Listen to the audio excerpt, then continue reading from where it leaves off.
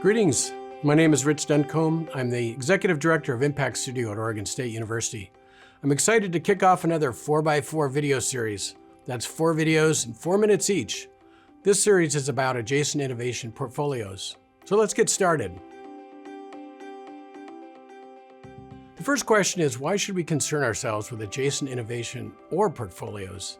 Successful organizations in all sectors, including higher education, are faced with a dilemma about how to generate sustainable growth as their sector starts to mature or change.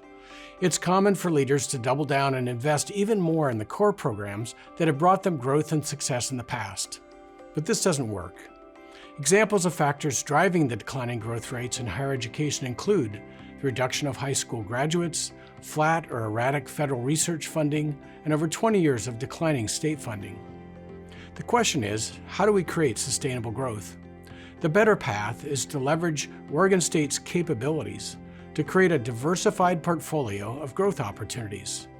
Our capabilities include our talented faculty and staff, our research expertise and facilities, partnerships with public and private organizations, our geographic footprint and reach, our reputation, and much more.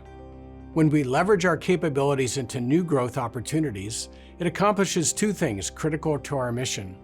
First, adjacent innovation expands our ability to create transformational impact by serving new audiences. In turn, this expansion creates sustainable growth for Oregon State. We have some great examples of adjacent innovation to build upon. eCampus was started over 20 years ago and is now a critical part of our success. Into OSU significantly expanded our reach internationally, and the recently launched Transfer Enrollment and Success Expansion Program is growing our enrollment and support for transfer students. Finally, I want to introduce a concept of an organizational portfolio. Every program at Oregon State is represented on this 4-quadrant model.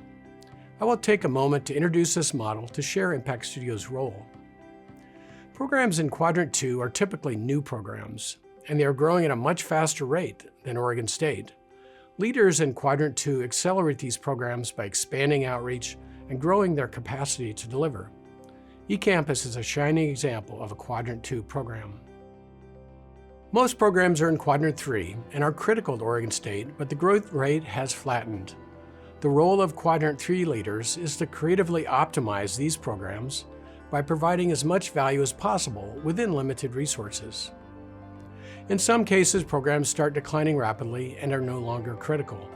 The job of Quadrant 4 leaders is to gracefully sunset these programs and transition our talented people into other programs. Impact Studio's role is to develop new adjacent initiatives in Quadrant 1. These initiatives are not yet critical to Oregon State or proven. It is our job to develop them for acceleration into Quadrant 2 or divest. The uncertainty associated with adjacent initiatives in Quadrant 1 is much higher than programs in the other quadrants. In the second video of this series, I will discuss how Impact Studio manages our Quadrant 1 portfolio. Thank you so much for joining.